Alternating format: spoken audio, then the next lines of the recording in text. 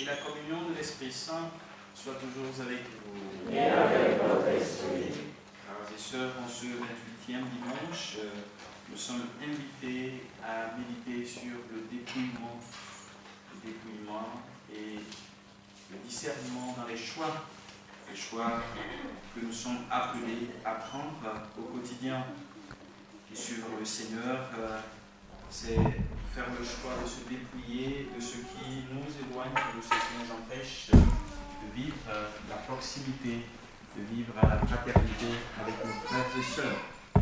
Au début de cette célébration, implorons la miséricorde et le pardon du Seigneur.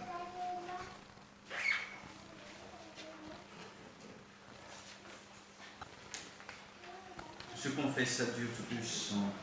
Je reconnais dans mes frères que j'ai péché en pensée, en parole, par action et par omission. Oui, j'ai vraiment péché. C'est pourquoi je supplie la Vierge Marie, les anges et tous les saints, et vous aussi mes frères, de prier pour moi, le Seigneur notre Dieu. Que Dieu Tout-Puissant nous fasse miséricorde, qu'il nous pardonne nos péchés et nous conduise à la vie éternelle. Amen.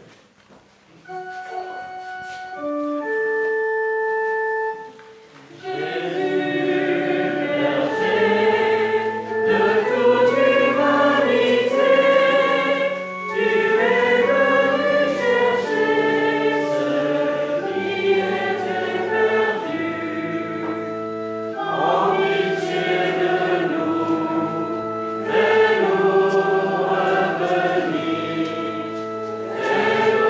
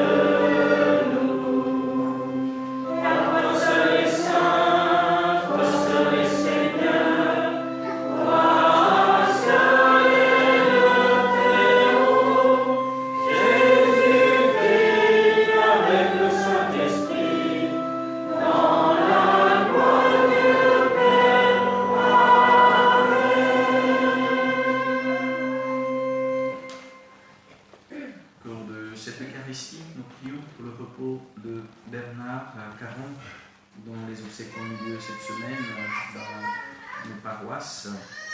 Nous prions aussi pour le repos de Gloria Pelicano Baevas, décédée il y a de cela 6 ans. Merci demandé par sa petite fille Christelle. Nous prions pour, en action de grâce pour Thaïs, qui va être baptisée en ce jour, pour Davy, Irène, Florian et Cathy, qui sont dans le sacrement de mariage hier. Action de grâce par l'intercession de Notre-Dame de Fatima, demandée par Antonietta. Et nous portons aussi les intentions de notre diocèse, de notre Père évêque en ce jour où nous célébrons Saint-Denis. Prions le Seigneur. Nous t'en prions, Seigneur, que ta grâce nous dévance et qu'elle nous accompagne toujours pour nous rendre attentifs à faire le bien sans relâche. Par Jésus le Christ, notre Seigneur.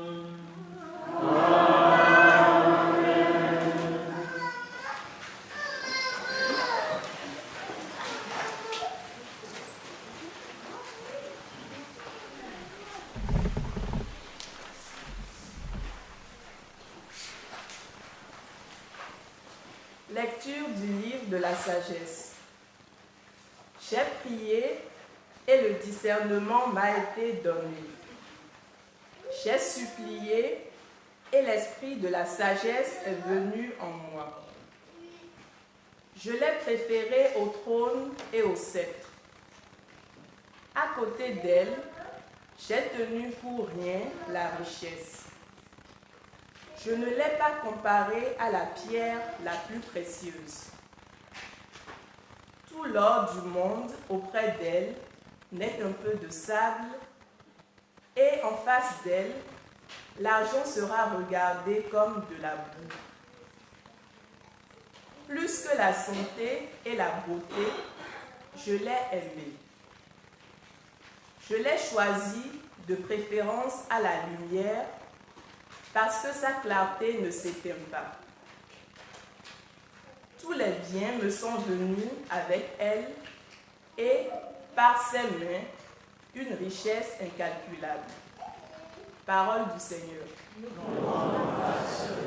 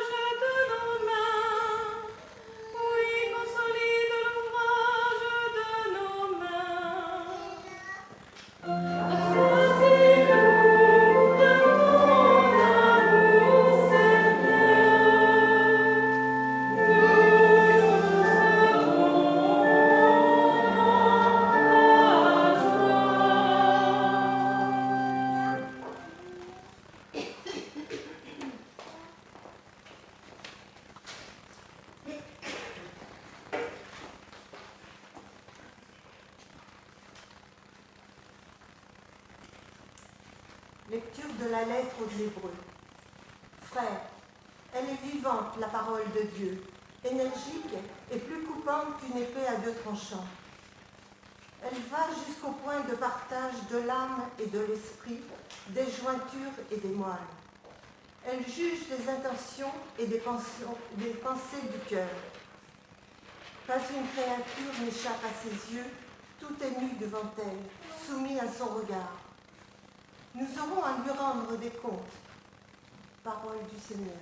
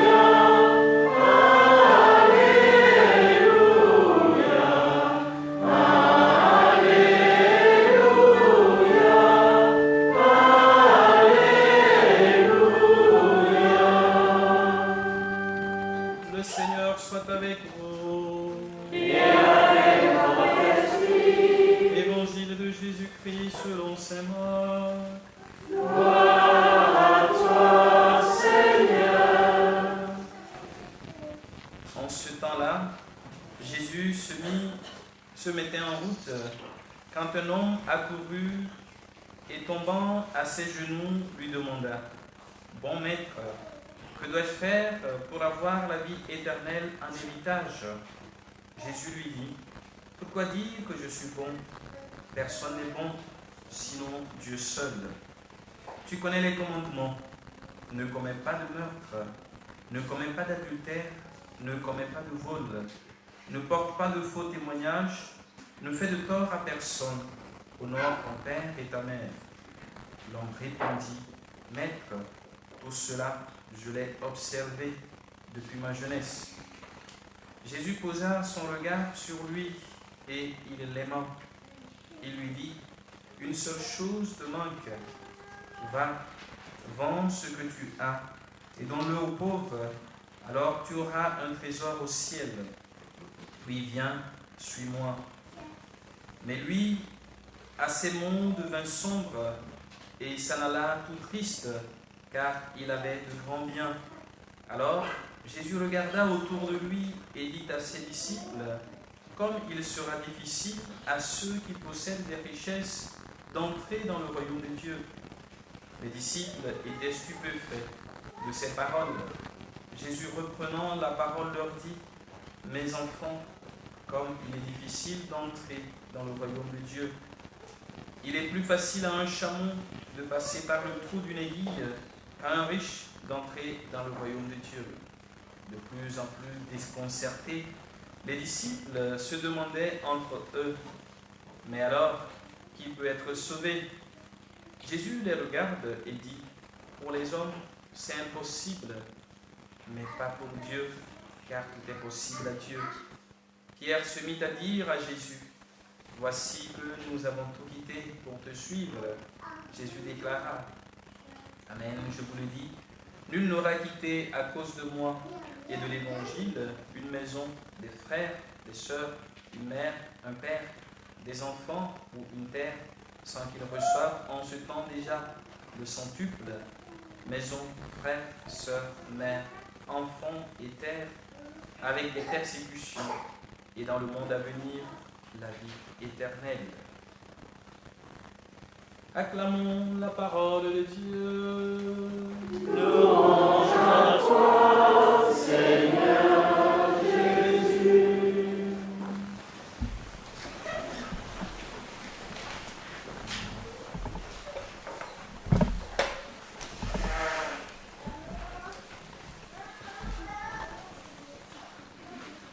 Jésus posa son regard sur lui et il l'aima. Frères et sœurs, dans ces lectures de ce 28e dimanche que nous avons entendu, nous sommes invités à méditer sur le dépouillement et surtout le discernement dans les choix que nous faisons au quotidien. Dans l'Évangile, nous avons entendu le récit de la rencontre de cet homme avec Jésus, cet homme qui vient à lui et qui tombe aux pieds de Jésus pour lui demander qu'est-ce qu'il doit faire pour avoir la vie éternelle en héritage. Et Jésus, dans cette rencontre, nous interpelle sur beaucoup de choses dans les choix que nous faisons. Jésus l'invite d'abord à se tourner vers Dieu qui est bon et qui nous appelle à une relation en toute liberté avec lui.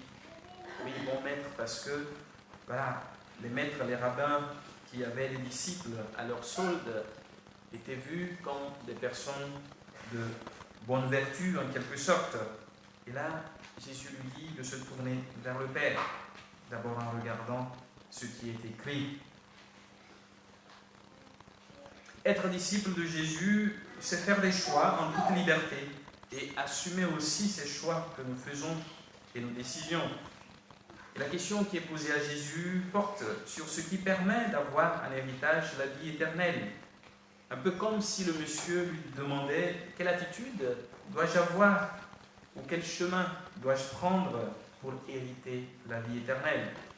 Et Jésus répond en l'invitant à se plonger dans ce que la loi de Moïse dit comme principe de base pour la vie. Les commandements que Jésus cite sont tous en train d'interdire « tu ne feras pas ceci, tu ne feras pas cela ».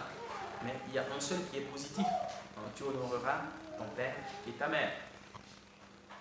Donc, parfois aussi, quand on entend « tu ne feras pas ceci, tu ne feras pas ceci », ça peut être dérangeant, en quelque sorte, comme si c'est une entrave à notre liberté.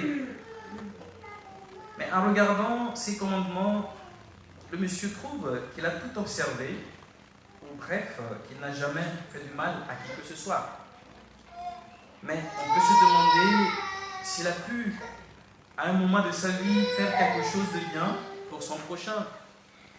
Oui, ne pas avoir fait quelque chose contre qui que ce soit ne signifie pas qu'il faut croiser les bras sans rien faire pour ceux et celles qui sont dans le besoin.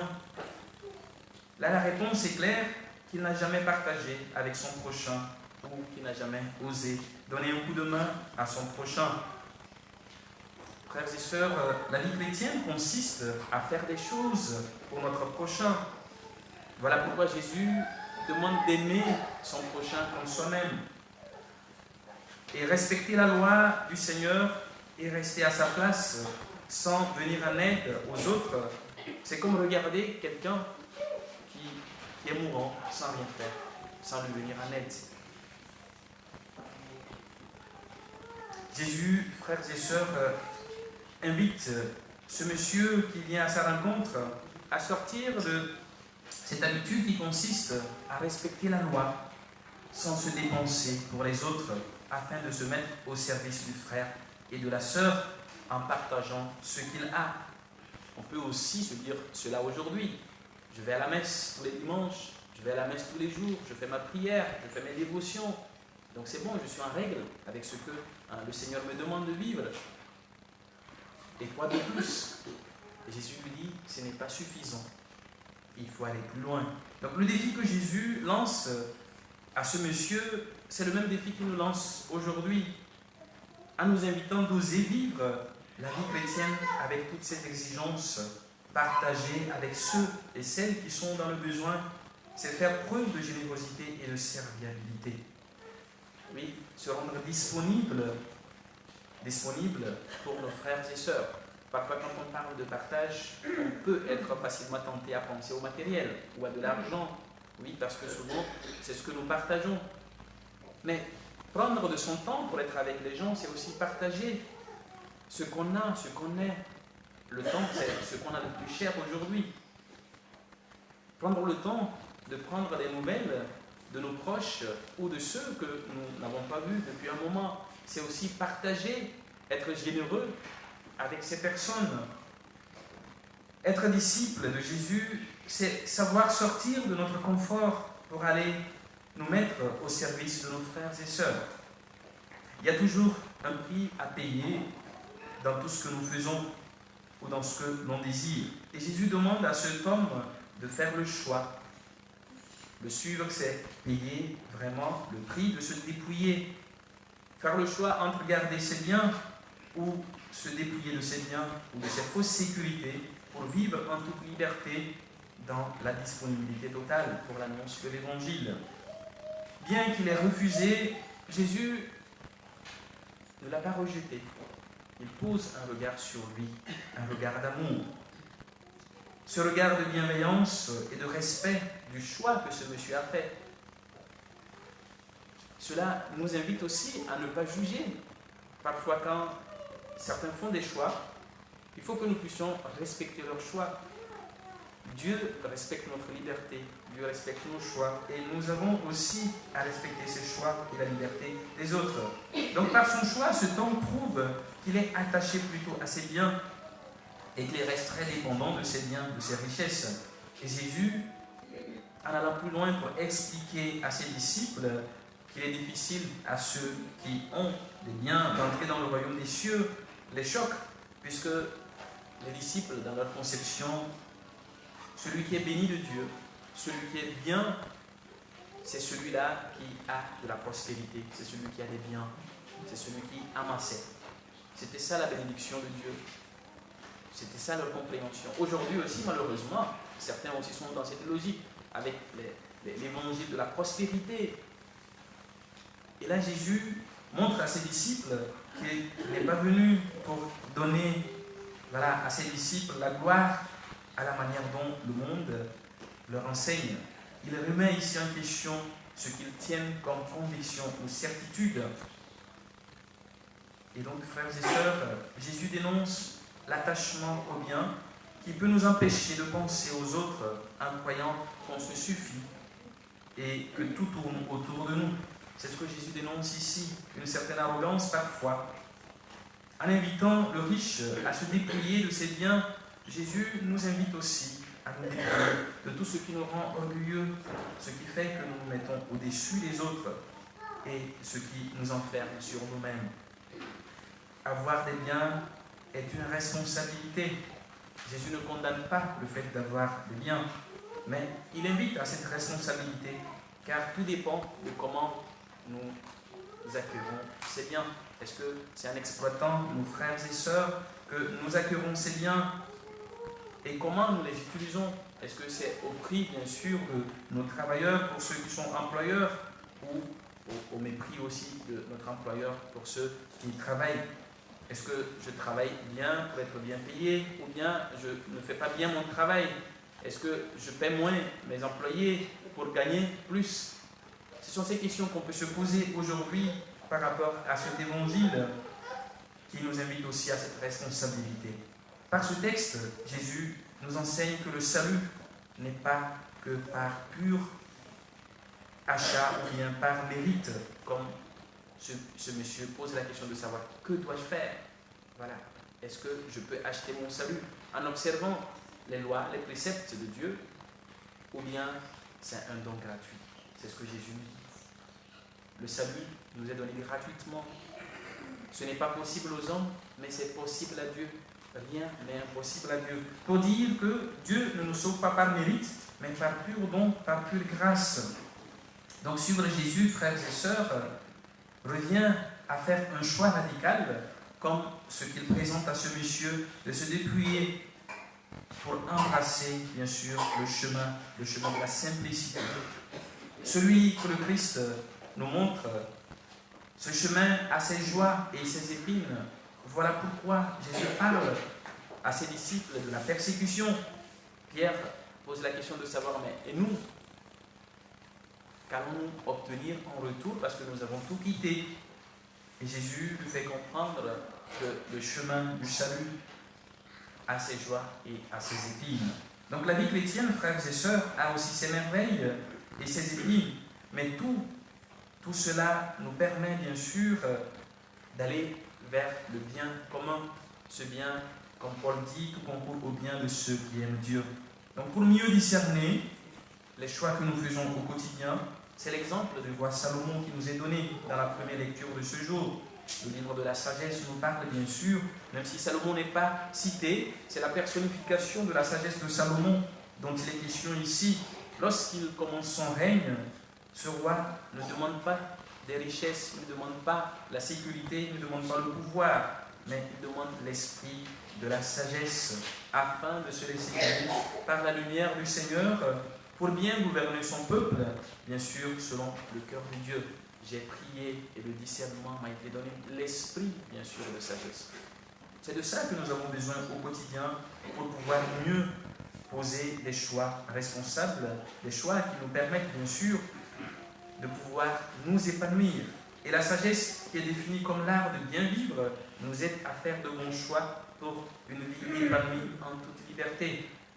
En écoutant la parole de Dieu, qui est vivante, énergique et plus coupante qu'une épée à deux tranchants, comme la lettre aux Hébreux nous le rappelle aujourd'hui, frères et sœurs, laissons-nous interpeller et renouvelés par le Seigneur lui-même. Que l'esprit de sagesse nous anime afin de nous tourner vers le Seigneur en tenant compte, bien sûr, de ce qui est essentiel dans la vie de tous les jours et de ce qui nourrit notre vie de foi. Amen.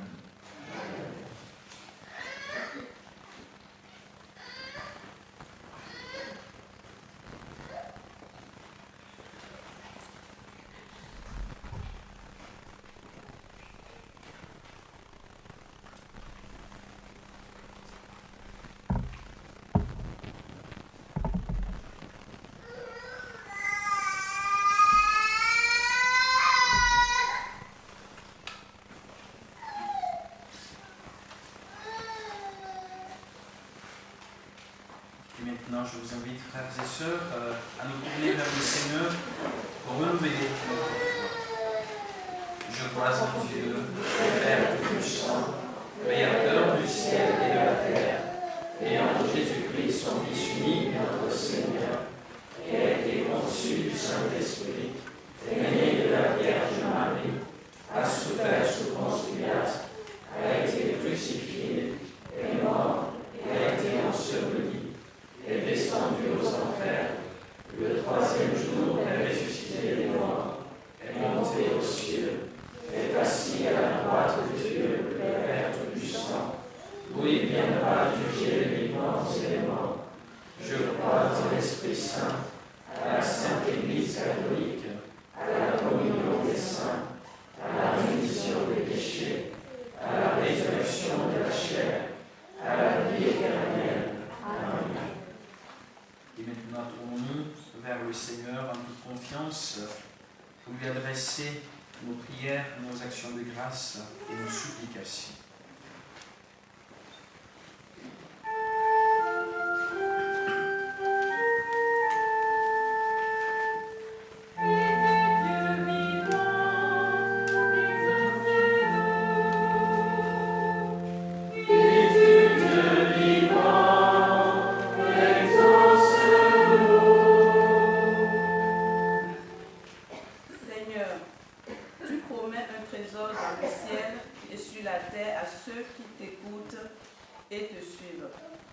Donne aux chrétiens assez d'amour pour oublier leur intérêt propre au profit du bien de tous.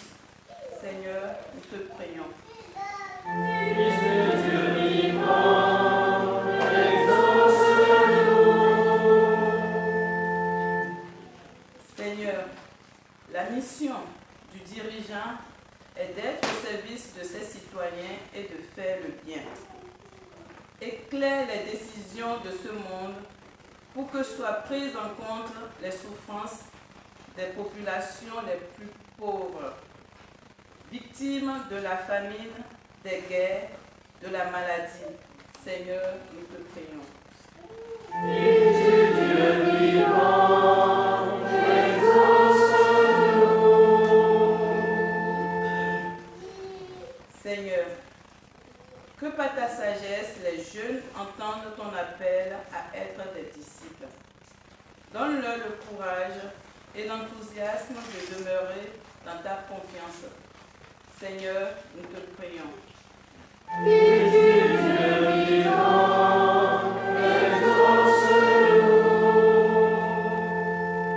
Seigneur, que chacun des membres de notre communauté reçoive ton esprit de force et de douceur.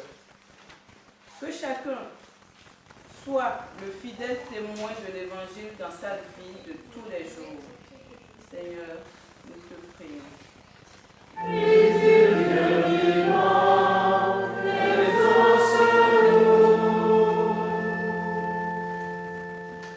Dans le silence de nos cœurs, portons nos intentions particulières au Seigneur.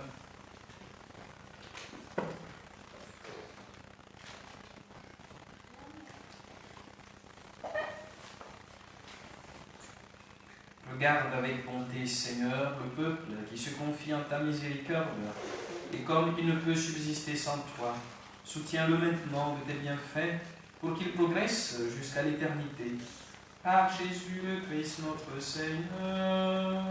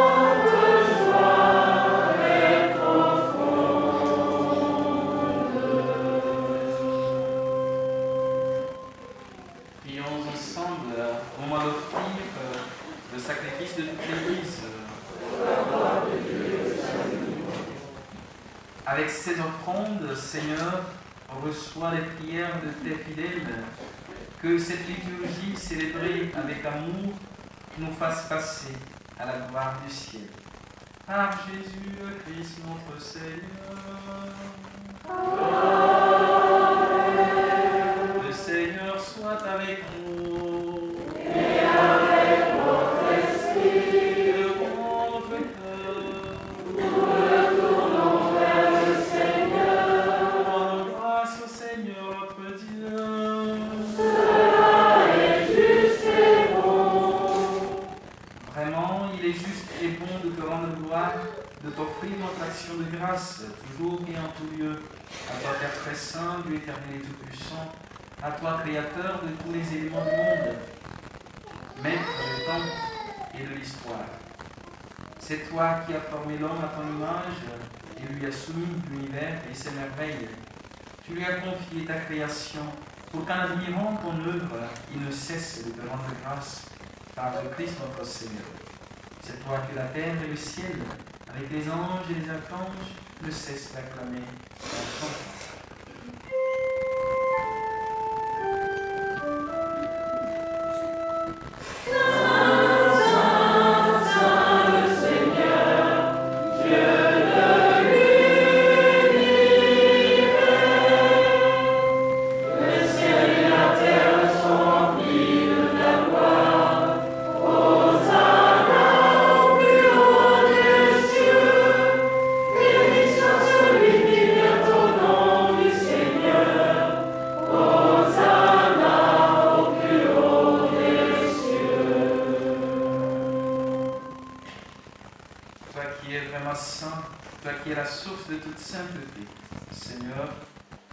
Rassemblés devant toi et dans la communion de toute l'Église, en ce premier jour de la semaine, nous célébrons le jour où le Christ est ressuscité d'entre les morts.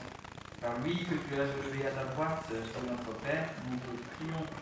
Sanctifie ces offrandes en répandant sur elles ton esprit, qu'elles deviennent pour nous le corps et le sang de Jésus, le Christ, notre Seigneur.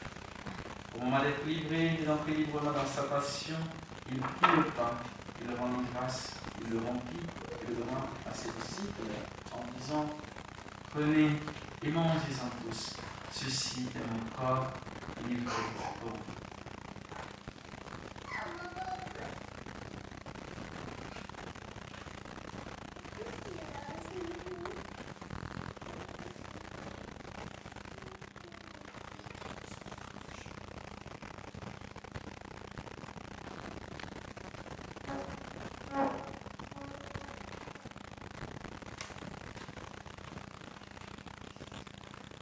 De même, à la fin du repas, il prit la coupe, de nouveau il rendit grâce et la donna à ses disciples en disant « Prenez et buvez-en tous, car ceci est la coupe de mon sang, le sang de l'alliance nouvelle et éternelle, qui sera versé pour vous et pour la multitude en rémission des péchés.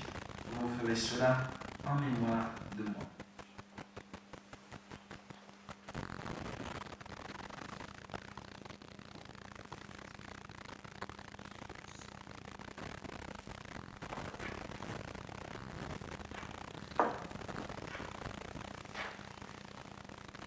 Proclamons le mystère de la victoire.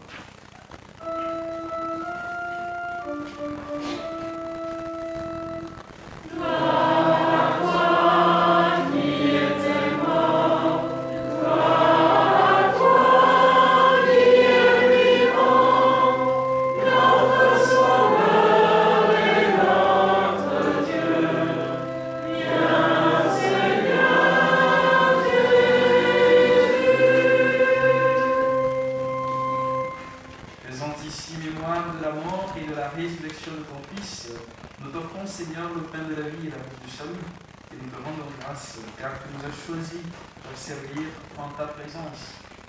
Humblement, nous te demandons, qu'en ayant part au corps et au sang du Christ, nous serons rassemblés par l'Esprit Saint en un seul corps.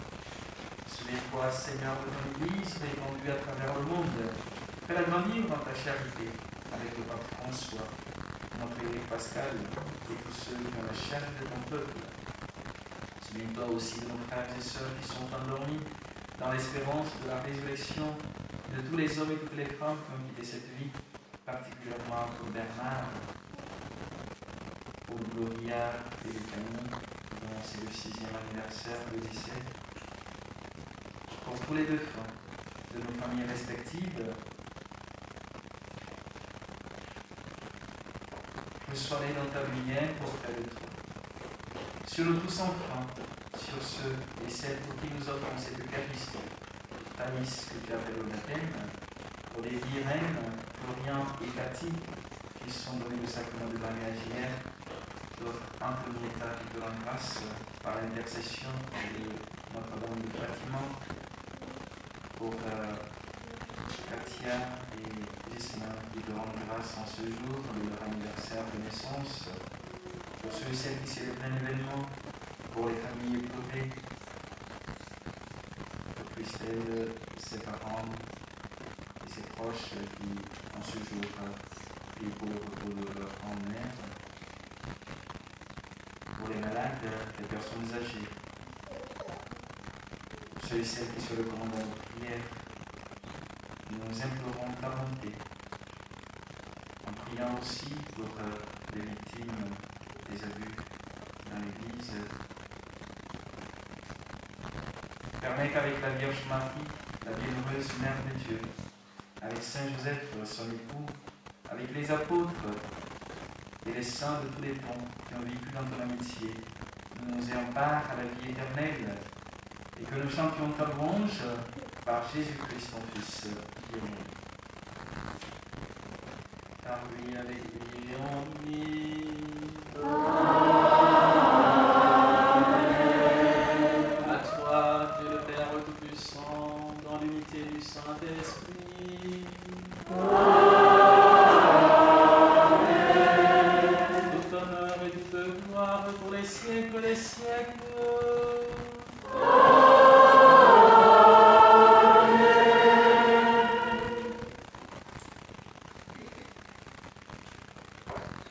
Unis dans le même esprit, avec confiance, nous osons dire notre Père, qui es aux cieux, que ton nom soit sanctifié, que ton règne vienne, que ta volonté soit faite sur la terre comme au ciel.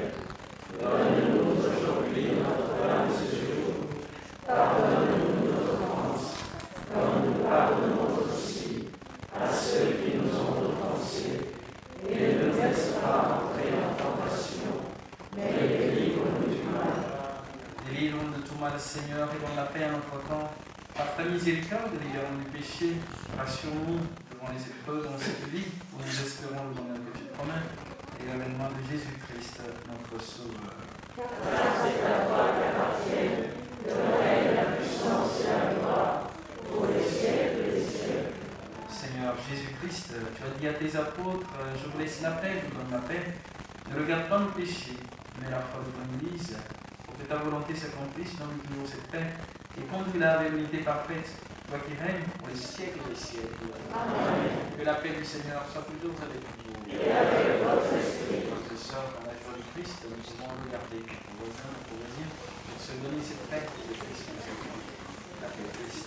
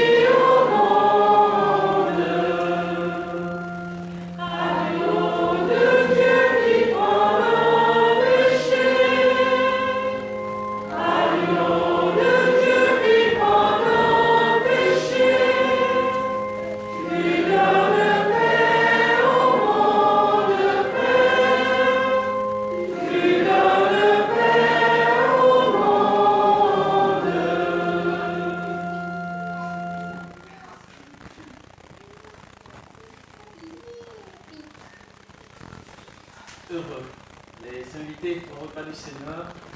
Voici l'agneau de Dieu qui enlève le péché du monde.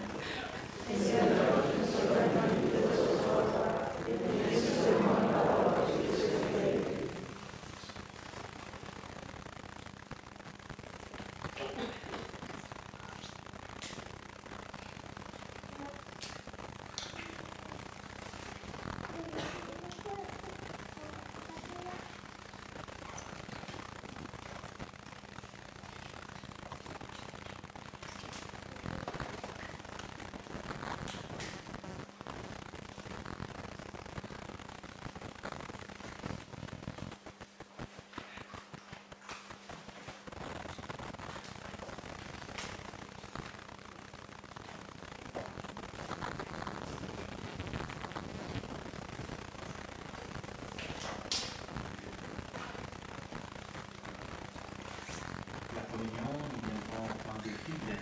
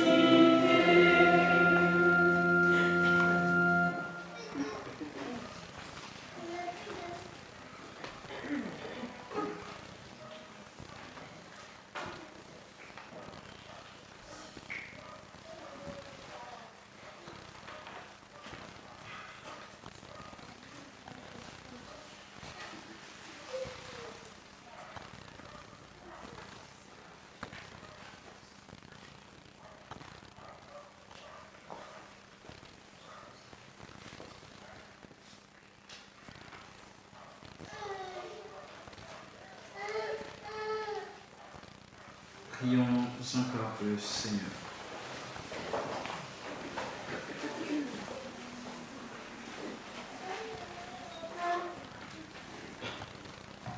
Dieu souverain, nous te le demandons humblement. Rends-nous participants de la nature divine, puisque tu nous as fait communier au corps et au sang du Christ, lui qui vit et règne avec toi dans l'unité du Saint-Esprit, maintenant et pour les siècles des siècles. Comme nous sommes dans ce mois marial, nous pouvons aussi demander l'intercession de la bienheureuse Vierge Marie en disant « Je vous salue Marie, pleine de grâce, le Seigneur est avec vous.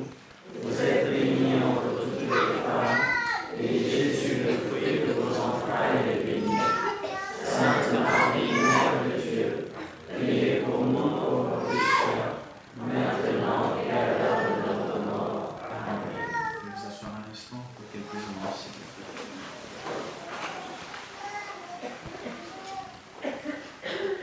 Cette semaine, rappelons que cet après-midi, il y aura la messe à la basilique cathédrale à 16h30, qui sera présidée par notre Père évêque, à l'occasion bien sûr de la fête de Saint-Denis qui était hier. Et demain, lundi, commencent les introductions bibliques. Il y a 3 ans que nous avons commencé l'unité pastorale qui nous propose ces introductions bibliques pour nous rappeler que la parole de Dieu, bien sûr, qui s'adresse à chacun de nous interpelle, comme nous l'avons entendu dans la deuxième lecture de ce jour. Donc c'est ouvert à tous ceux, toutes celles qui veulent ouvrir leur Bible pour méditer et approfondir les Saintes Écritures. Donc c'est une fois par mois, et c'est un lundi par mois, de 20h30 à 22h à l'église Sainte-Thérèse au Richardet. Donc c'est Anne, voilà, l'a fait qui le fait, bien sûr, un lien avec moi, qui participe aussi de temps en temps.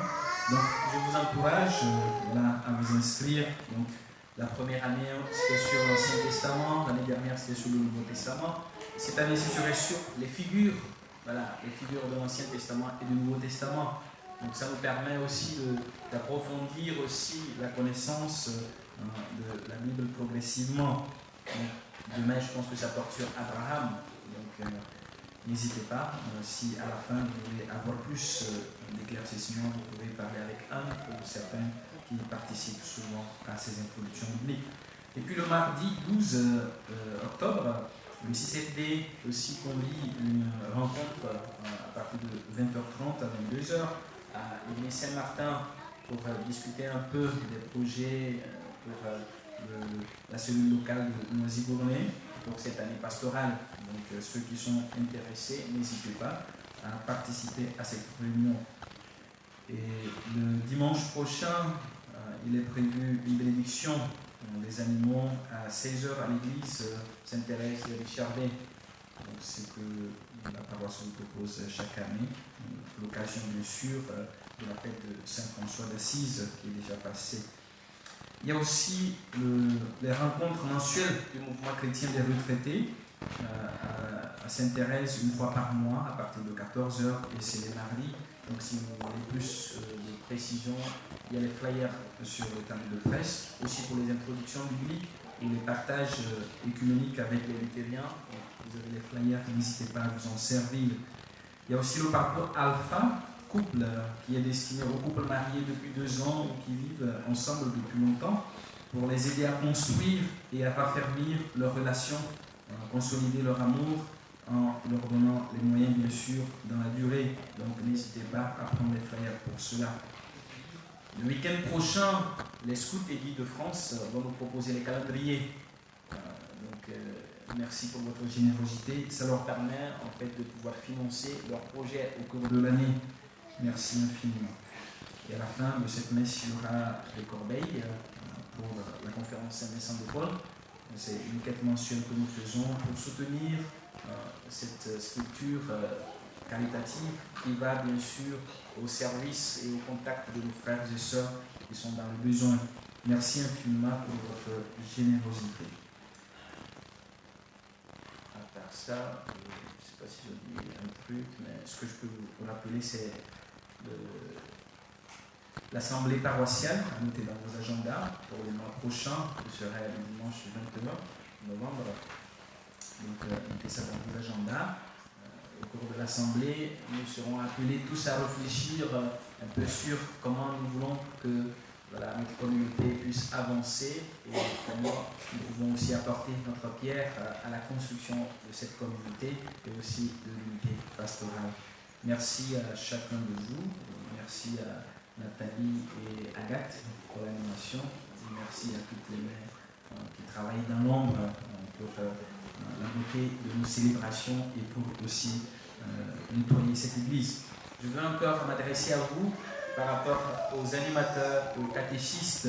Nous en avons besoin. Alors, je sais que Marie a capté tout à l'heure avec le CM2, mais elle est toute seule pour accompagner le groupe. Donc, nous avons besoin de vous.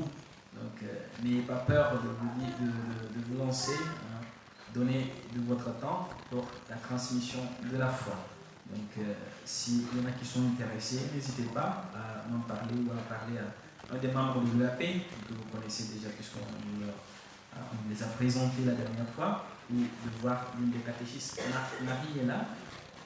Voilà, comme ça, vous pouvez aussi l'aborder. Elle va faire le relais avec les autres catéchistes. Merci infiniment. Une autre chose que j'ai oublié, ce mois d'octobre, tout comme le mois de mai, donc habituellement, puisque nous sommes une église mariale, donc il y a la méditation du chapelet, donc à partir de 16h tous les dimanches du mois d'octobre, donc vous êtes invités pour ceux qui peuvent. Le Seigneur soit avec vous. Que Dieu Tout-Puissant vous bénisse et vous garde, le Père, le Fils et le Saint-Esprit. Allez et demeurez dans la paix et la joie du Christ. Bon dimanche à chacun de vous. Et bonne fête de Saint-Denis.